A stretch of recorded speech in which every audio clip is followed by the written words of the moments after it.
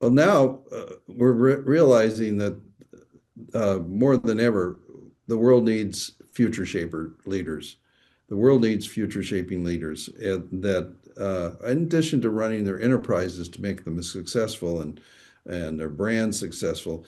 And we wrote a book on future shaping, and what we'd like to do, and that brought out a lot of great ideas from building that book with others as well. But what we recognize is people want to see the leaders themselves and what they have to say, and that's why we're doing this series of videos on the best leaders that we've ever worked with, and so that's the purpose of what we're doing here. And Right. let everybody know, my name is Drew Beam. I'm the son of Dan Beam here. We're partners and father-son partners in Beam Consulting and Design. We're a creative business that does brand building and for some of the most iconic brands and outstanding leaders shaping the future. And my father and I are also the authors and creators of the book Future Shaping: The 15 Keys to Standout Success, as well as many other publications and multimedia. And we're just thrilled to have Nick Coe here with us today. Yeah, I just want to introduce Nick briefly. He's Nick's quite amazing. He's a Brit of wickedly wonderful creativity, and one of the best business and brand builders I've ever met, and especially in retail. He's a natural merchant and a status quo breaking leader who's shaped the future for multiple brands, including Levi's, Banana Republic, Lands' End, Bath and Body Works, and his approach to brand and business building is something I think everyone should learn from. So we've had the privilege of working with him on those brands as well. And so in the process, we've developed a wonderful friendship as well. So Nick, if I can you share some of your experiences of our work and playing together and all the stuff we've done over the years on these brands and highlighting what are some of the insights that you've gathered from that experience about future shaping and what were your takeaways? Yeah, that's a great question. And I think a number of different takeaways. And I think the first takeaway, uh, well, let's not put them in any particular order, but the ones that jump to mind that I think were critical. And the first one was just the power of storytelling, and the importance of storytelling. And the power is one thing, and the importance is one thing. The power of it through the lens of, is there a way of painting a compelling picture that an audience can follow with and make sense, that can lead you to whatever it is that you believe you need to get done and why you need to get it done. And that the power of that storytelling resonated with me so deeply, primarily because once it was done, you had something to touch, something that was tangible, something to go back to. And then the importance of it being and something to mobilize and motivate an organization to come with you on that journey. And that's the compelling part. So there's one thing about a black and white PowerPoint presentation or a deck that might have all the details and it might have the same information in it, but something that is a story well told, a story that grabs you, a story that is visual, a story that has some fun associated with it. That's even more powerful because people can resonate with it. I never yet saw anybody get excited about a deck, but I have seen people get excited about a really well told visual story. And so probably that's one of the first things that jumped out about working with you guys. Second thing that was always intriguing to me and something I never took into consideration because I think when we first started working, we were so young and we were very motivated by quote unquote the mighty dollar. And I think one thing that always jumped out at me was you were very consistent with, it needs to be bigger than that. It's more than that. It's about something bigger. It's about something more important. And yeah, if you've got to make money, because if you don't make money, you don't have an enterprise. But try to think of it larger than that. And when I reflect on it, especially in the last 10 years of my career, where I was running lucky enough to be running Bath and Body Works, we had a true north, we had a bigger picture. And as I reflect on it, I realize now how good it was, as hokey as it may have sounded at the time, but how good it was. And even though it was two-pronged, and where it led us to. And our true north was as actually as simple as we want to improve people's lives. And that sounds almost too hokey and almost too ambitious, only it wasn't. And that was an internal and external. And I want to give you a perspective on that, which was, we believe genuinely that by creating products with great efficacy around skincare. So we actually put an enormous amount of expense, energy, and effort into creating things that really work better on your skin and made your skin look good, or fragrances that were addictive, that felt like they represented you personally or your home personally. And people felt great about that. That they really felt like that. I feel better about myself. So am I improving? But internally, it was as important as it was externally. So how do you build a compensation program where if we're really delivering what we want to deliver, then everybody should, participate in that. If we do well, you should do well, not just a leadership team. And so, how rewarding is it when a customer comes up to you and says, I can't believe how good my skin looks when I'm using this particular body cream? Or whether a store manager comes up to you and says, hey, I'm the first person in my family to have bought property. Those things happened. And so silly and lofty as it may seem that you want to improve people's lives, but when you actually think about it and use it as a filter, which we did, is this shower gel, is this body lotion, is this candle good enough that someone's going to be excited about wanting to either share it, gift it, or use it and come back to get more of it because they feel good about the fragrance when they walk into their home. They're proud about their home when it smells right and people walk in and refer to it. So that was kind of one half of that idea of it's got to be more than making money. The other half was we had something where we said, when we do well, we should do good. And I never really got to understand that in the first for a while, because it took a while before we were doing well. And once we did, what did we do that was do good? And that was very much around the community. And in fact, as you probably remember, Dan, I hired you guys to come in when we were building the hospital, where we raised $1.1 billion to build that James Cancer Hospital.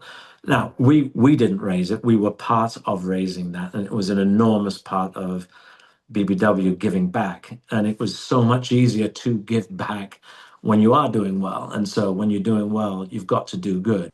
And we felt like we were able to do that in the community. So I would say the second thing that really jumps out over those years was it's bigger than making money. It's more than the mighty dollar. It's got to be something, whether that's a legacy or whether it's creating a better place. And that true north, that really did stand out. The third one for me goes all the way back to, I think, 2000 or 2001, when I came back from Europe to the States, and we were trying to redirect Levi's into a healthier place. And you had opened up a presentation to us about, I'm going to be directionally accurate, and my memory is not as good as it should be, but I remember the language along the way, which was, one thing we've got to consider is that the creative class is going to be a bigger and more important class than any other class as it relates to the future of the world. And for some reason, I don't know why, and I remember now, as you mentioned, the Cultural Creatives book. I think it was a black and white cover with some red on it, if I remember correctly. That book, I remember, but that statement and discussing that statement, the importance of creativity, so much so that became, for me, the driving force above and beyond everything else at Bath and Body Works was it. And I think the phrase that we used was innovate in all that we do. And you have to be very careful when you make that statement. I don't want accountants being that innovative because we have gap accounting rules, we have institutional investors, we have the street. But the essence of the statement is really good. Innovate in all that we do, and whether that's in systems, whether it's in product development, whether it's in visual display, or frankly, how we compensate people. So much so that, as you may well remember, I think I told you about this. We put an incentive program in that had Range Rovers associated with it for the field. And they earned that. And in the grand scheme of things, when you're running a $6-7 billion corporation, the cost of 13 Range Rovers, when you put it in perspective, it's irrelevant. It's not even a rounding error. But the idea of creativity being absolutely at the heart and soul, and the importance of creativity, and the fact that that is going to be the difference between being a well-run organization and a well-run organization that's going to get to next. And so when I think about shaping the future, whether that's leading an initiative, whether it's building a business, starting a business, or trying to take a business to next, good luck doing that without a creative force. Yeah. And so much so, in fact, I don't know if you know this, Dan. Do you remember Gary Harvey? Yeah. Who I always thought was very, very talented, and was talented primarily because he had he had an unusual capability of being able to be left brain, right brain, and he was legitimately talented, creative. And I don't know whether you know this. Do you know I rehired Gary many years later to come to Bath and Body Works. I didn't have a job for him. I hired him without a job. And with the goal being, I knew how good he was, and I thought, just hire him and we'll create a job. And he ended up becoming the chief creative officer for the organization.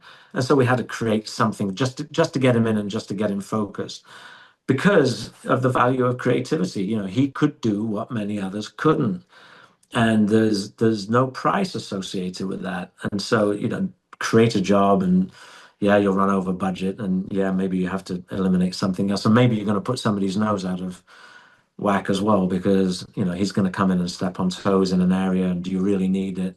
And we did that, and for a year he did something that was on the peripheral, and as soon as we figured out how to utilize him in the best possible way, we made him chief creative. And during his time there, I would think when he joined we were probably 4 billion, maybe 3.5, 4, and by the time he left we were 8.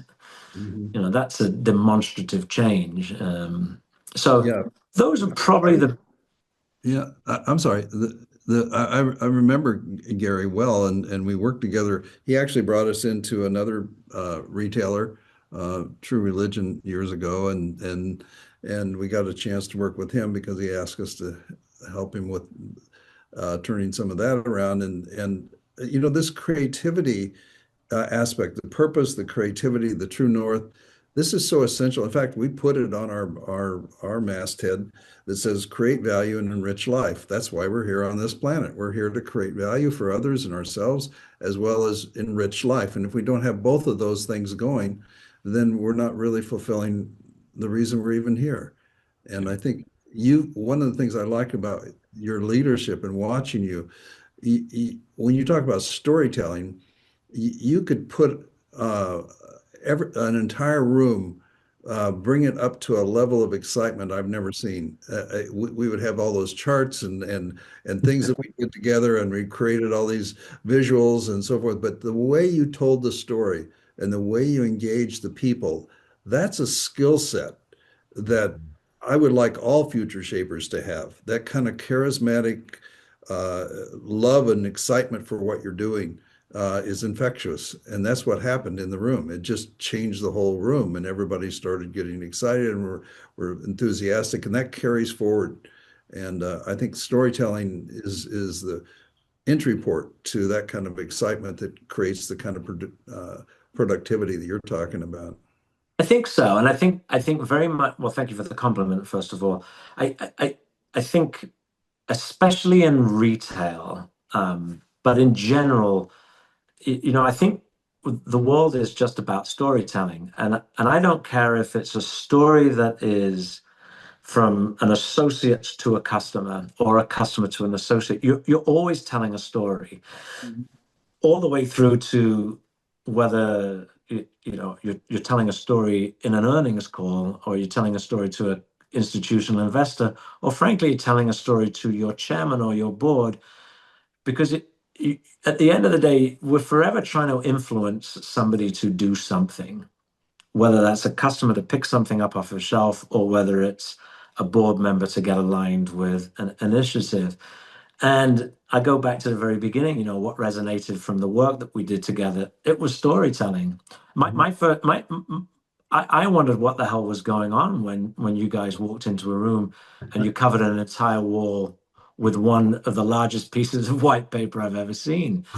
And I thought, where in God's name is this going, and where is the value? And then you walk out of that room two days later, and sequentially, artistically done, there is a story. And once you realize, and then you realize, oh my gosh, I can tell that story. And then all of a sudden it manifests itself. If it clicked the way it clicked with me, then it can manifest itself through an organization. So much so that we took over one of the I've done this in two places now. We just took over a conference room and made that conference room basically the brand room, and that brand room had to tell a story from its roots all the way through to its vision. Where do we start, and what are we trying to get to? And people used to. I overheard somebody referring to me as the chief storytelling officer, It's true. which I took as a compliment, funnily enough. Yeah, I remember the brand rooms, the brand room with the Lands End, for example. Bringing people back to the essence, the originating story with Gary Comer, who was the founder, and so forth, and bringing that essence out and alive today in a new form. That's a lot of what I saw you doing, and you built these visual spaces where people could immerse themselves in that feeling of that brand. You have to feel something. You have to feel that brand. You can't just talk about it and put nice words to it. You have to feel it. And that's what I saw you doing there in other brand rooms that you've created. I think that's a really clever thing. And to make a story stick, the more dimensionality you can provide, the better, right? If you have visuals and you have things people can touch and you have interpersonal dialogue, I mean, that's how people can actually just start to see themselves and say, wait a minute, I want to be a part of this. I can see myself kind of playing some sort of hero role in this aspect of your story. And, that's the beauty of it, right? I think so, and to that point, Drew, one of the things I was always very concerned about was uh, just the power of the competition, and our goal was always run plus five. If you can run plus 5% from a comp, same store sales comp growth at 5%.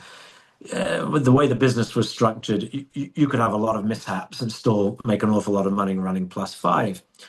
And so we actually built a room and we called it -5. And in that room, it was a very large conference room.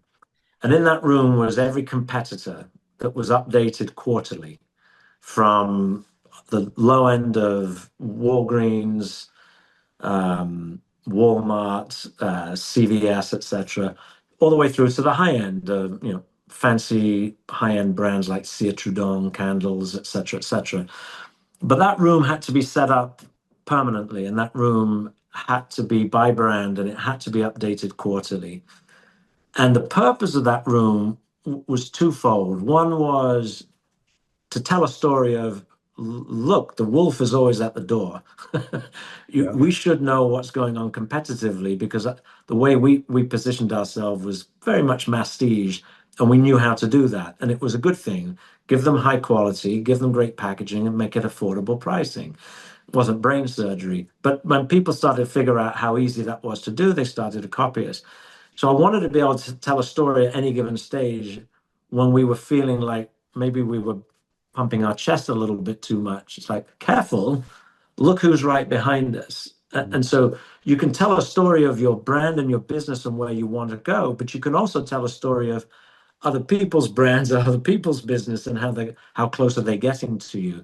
Yes. And the secondary purpose of that, in my mind, was as important as the primary purpose. Primary purpose being what's going on in the competition. Secondary purpose, but right up next to it, is be careful.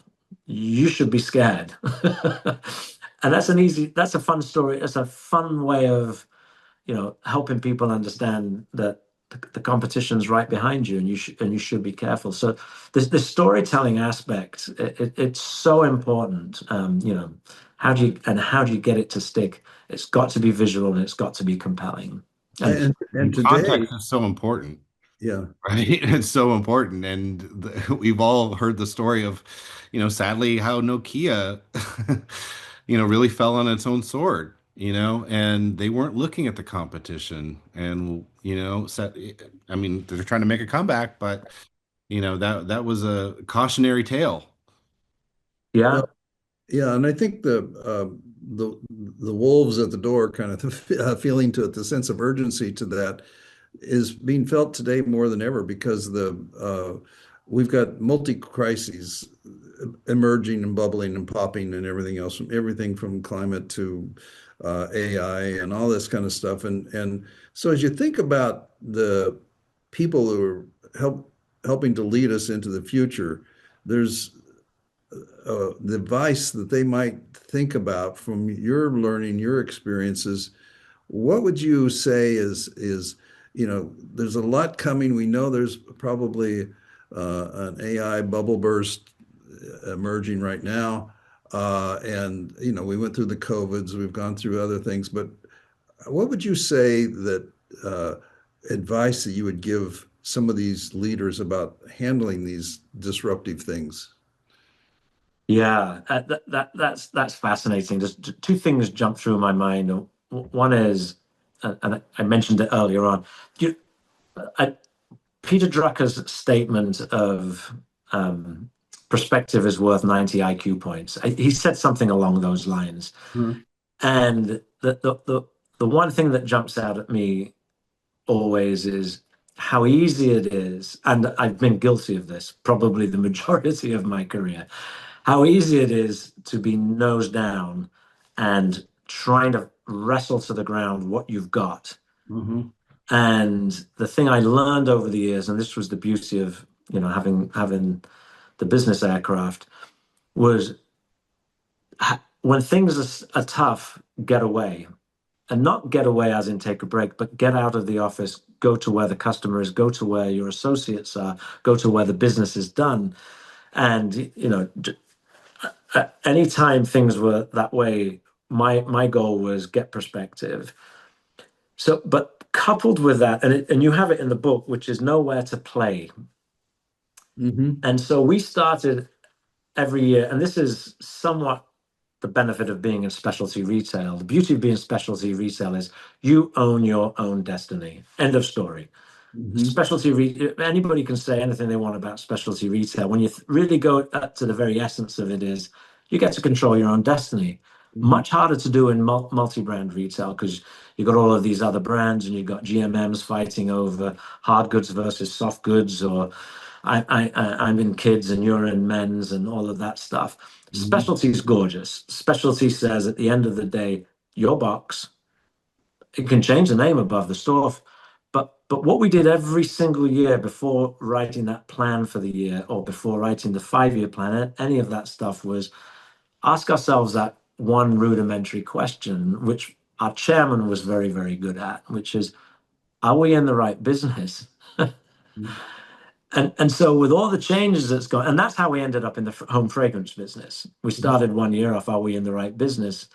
And we could see how beauty was getting crowded, how people were copying what we were doing, but we were very good at fragrance. And so what else can we apply fragrance to? Well, it's homes. And that's how we got into that business. My recommendation, knowing the madness of the world and how fast the world is not only moving but changing, is you've got to do two things. One is you have to have perspective. It's worth more than 90 IQ points. And then secondly, the beauty of stepping back and saying, well, are we in the right business? And you're a car company, and you decide you want to be in sedans. You're probably not in a sedan. You're probably not in the right business.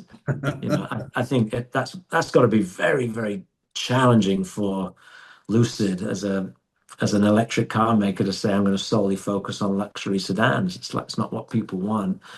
So how do you get to that place? And I think the answer in there for us was, whether this is fortuitous, whether it's accurate, doesn't really matter. We really did wake up one day and saying, gosh, beauty's getting crowded. We're finding it harder and harder. We own the real estate. We can do anything we want. Let's get more serious about the candle business. And This is so important what you're saying. I think, are we in the right business? This is a continual um, thing that is happening to so many of our clients right now, is they're having to really rethink what business are they in. And when they do that, they find, wow, there's a huge opportunity here that is right on our doorstep. And one client that we're going to be talking with as well in this has found that when we did that, when we looked back and said, are we in the right business? Are we in the, where do we play? How do we play? Uh, we found that the whole industry was going in the wrong direction. So we really, when you talk about shaping the future, we reshaped the future by changing the industry and where its focus could be.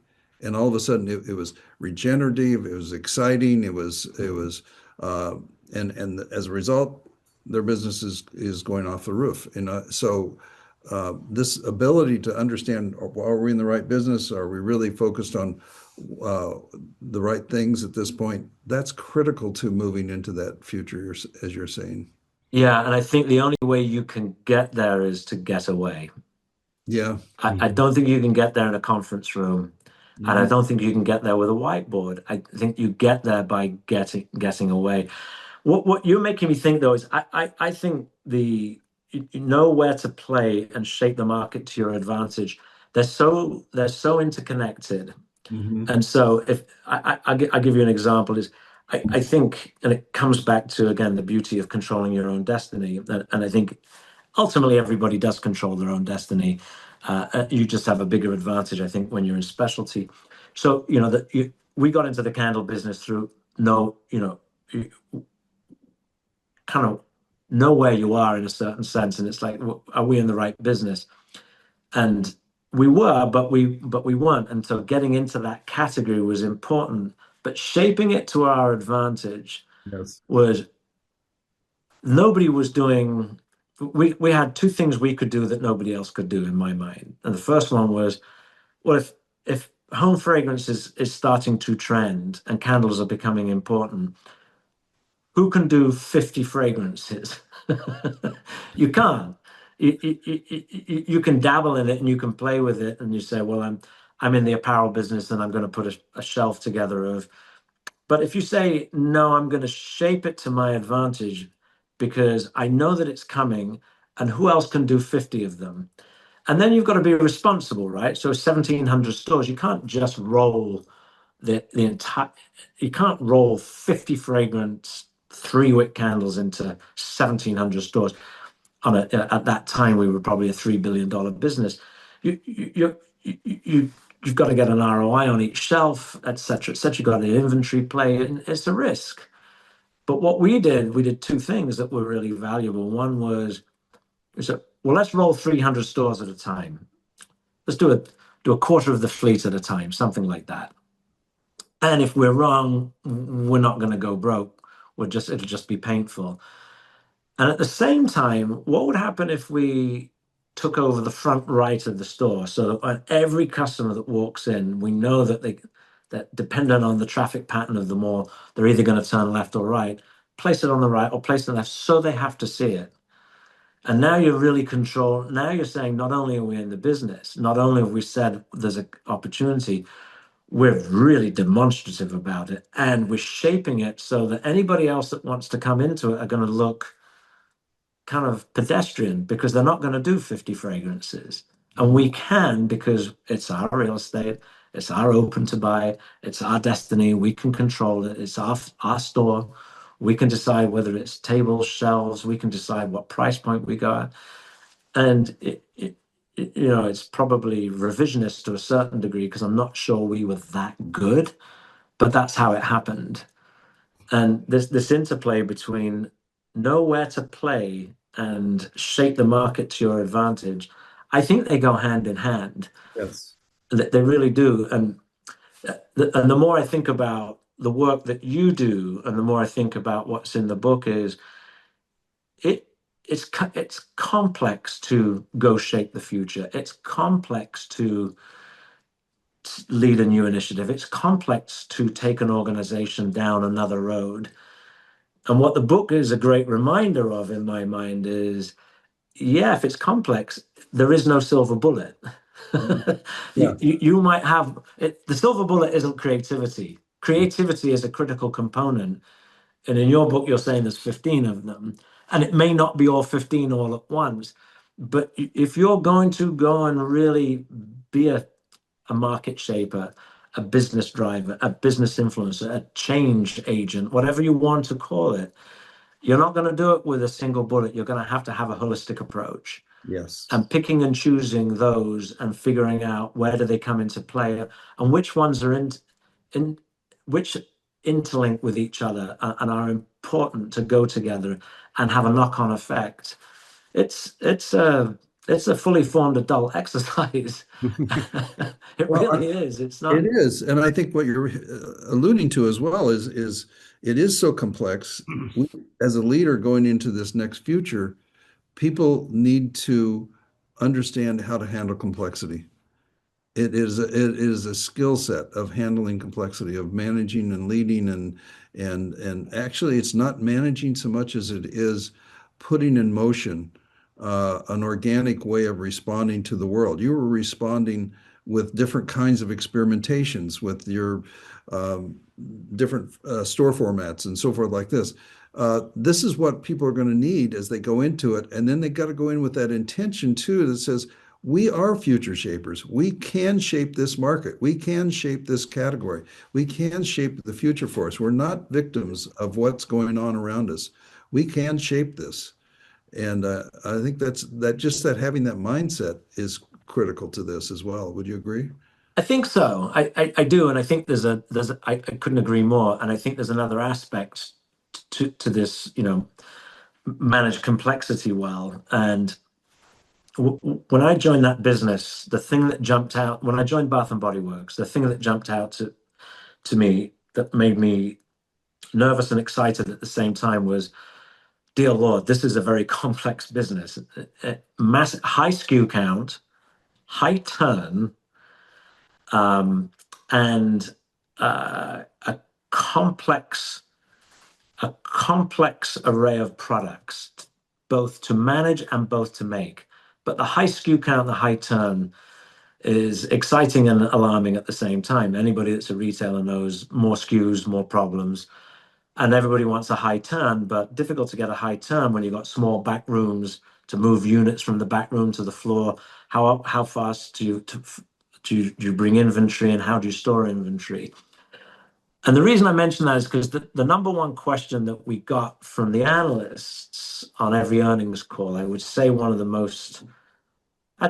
number one questions we got, and it was driven out of simplicity, which was, we had 10, 12 back-to-back years of comp store growth and bottom line growth. And the question was, how do you do it? And so there is no simple answer to that question.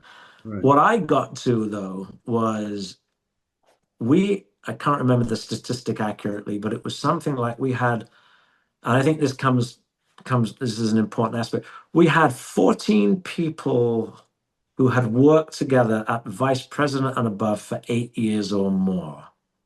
Ah, You want to manage complexity, you better have people who speak the same language.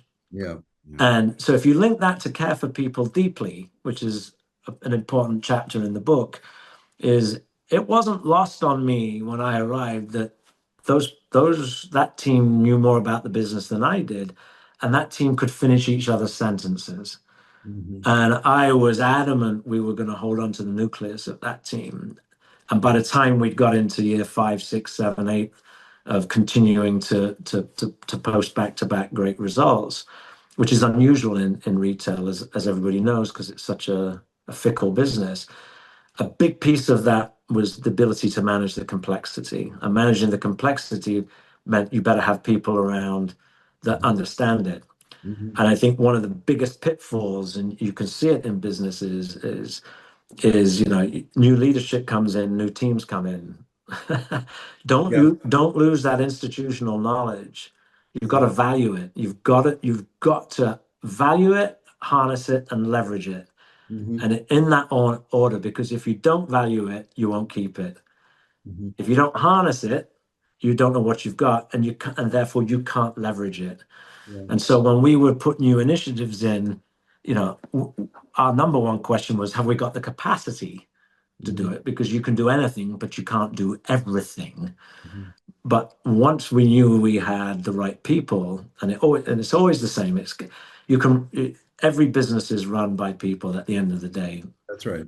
And if you haven't got the best, and you don't know how to leverage, harness, motivate, whatever the languages you want to, which again comes back, go all the way back to the very beginning of the conversation, which is, you've got to, if you want to improve people's lives, that's got to be internal and external. It can't Yeah. just be about external, and it can't just be about internal. Yes. They've got to participate in the reward. They've got to feel good about it. Big thing for me was create an environment where people can succeed. Yes. Yes, and when people talk about innovation, they always talk about we got to disrupt and everything else. Actually, what you need to do is create safety. You have to create a safe environment to be able to explore. If you're threatened and you feel like your job's going to be taken away any minute, you're not going to be innovative. You're not going to be creative. The people need to feel that they're a part of something important, and they need to be able to create together in an environment of safety that says we're in this together and we're doing this together. I think right now there's a feeling in the um, zeitgeist right now that we're dispensable. We can be tossed at any time, and that is not a way to create innovation. That's not a way to be creative. That's not a way to create value or enrich life. So we need to change that. Yeah. I couldn't agree more. What I would add to that is, with great success comes inertia, and I think, yeah, and I think, last year itis and the notion of being frightened to step forward because look what we've created, look how good it is, we can do more of the same. That's a terrible, terrible inertia. And Mhm. so back to this creating an environment where you're rewarded for that innovation, or you're uh, what's the word I'm looking for, or you're penalized for not innovating. And the Mhm. biggest penalty, the worst penalty you're going to get is not innovating. Yeah. And how do you create an environment where people feel like that is the rite of passage? Hence the statement we had, innovate in all that we do, because you want that mindset happening all the time, because before you know it, the collection looks like last year's collection, or we don't need to do anything different from a visual perspective because it's working currently, or why would we change up how we compensate our sales organization because it's working? And it's like, because it has to all the time. If we're not evolving, we're fundamentally dying, I believe. This is such a rich conversation. This is Mhm. so great. There's so, one thing I love talking with you, Nick, and working with you over the many years that we've been together. God, it's been over 20 some years. Uh, We're getting old, you know. We are, unfortunately. But is that we can go on for a long time. This is we got so much to share, and your wisdom. There's a Greek word that is called phronesis, phronesis, and it means practical wisdom. And if there's one thing that I recognize in you is this practical wisdom. You have this wisdom that is practical, that makes it work. And I think this is a very important skill set that we need from leaders that are shaping the future as we go into this. So I appreciate all this time you've taken to share this with us. This is amazing. We gotta write another book together, maybe. Uh, I'm hoping that we could do a part two of Yeah, this maybe. with you. I mean, this has been so much fun and really enlightening, and also going down memory road for me, hearing these stories, and talking about storytelling and the importance of creating vibrant and nourishing conditions for progress and for people in little, that could be a little bit of some stressors and competition, but it's also about care and it's also about fun. And all these things that you've been talking about, yeah, I hope a lot of people see this and take note from how you've conducted your businesses and yourself, because I would love for a lot of leaders to employ this sort of thinking and philosophy.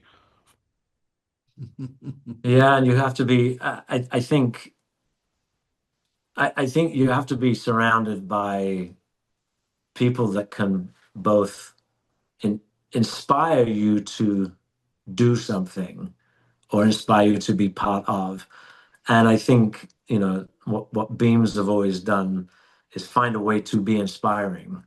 That, changes is by nature, change is difficult and change is frightening. I think what a lot of the stuff that you guys did and do is make that inspiring, make that fun.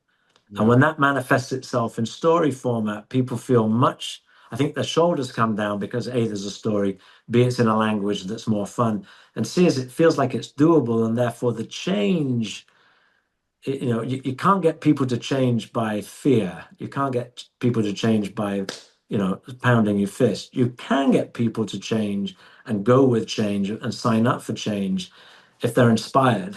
And this word inspiring is I think what you guys do very well, because most people say they want to move forward, say that they need to change, say that they embrace innovation, but frankly are paralyzed by it too, Hmm. because you've got dollars and cents to comp from last year, you've got people to keep happy.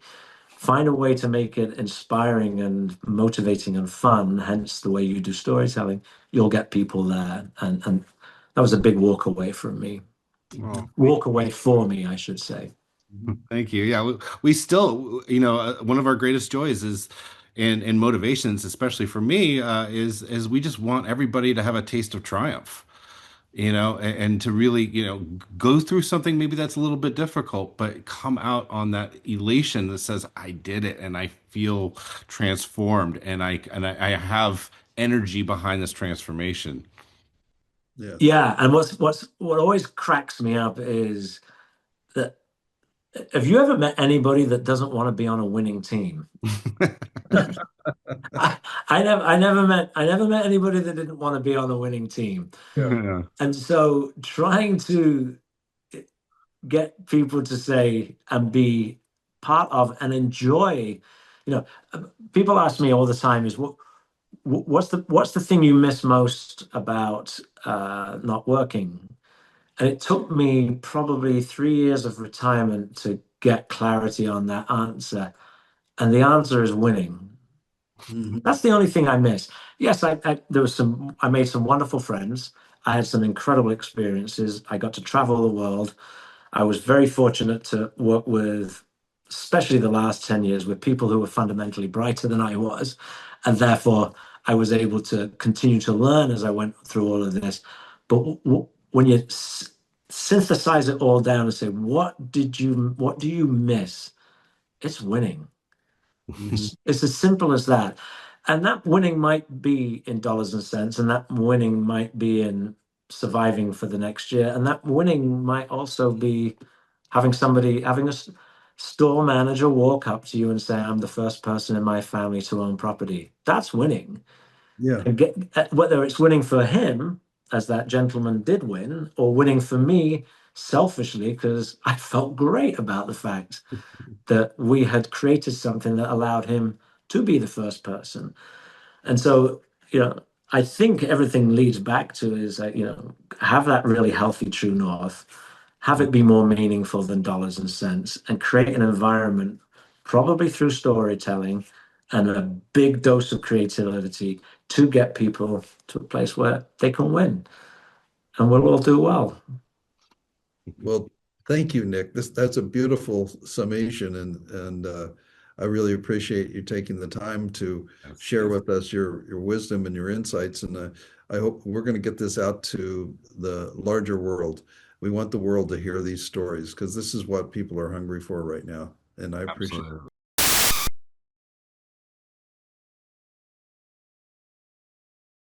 We are calling out to all you future shapers out there, folks and brands creating more value and enriching life. Are you or do you know an inspiring leader or a brand building a more regenerative future? We want to hear from you. At Beam, we are a design and strategy agency working with all levels of leadership and businesses, co-creating futures that's more rewarding for people, businesses, and our planet. Whether you are interested in being featured in our media or ready to take your enterprise into a new era, please visit us at beaminc.com. We would love to connect with you and explore shaping the future together.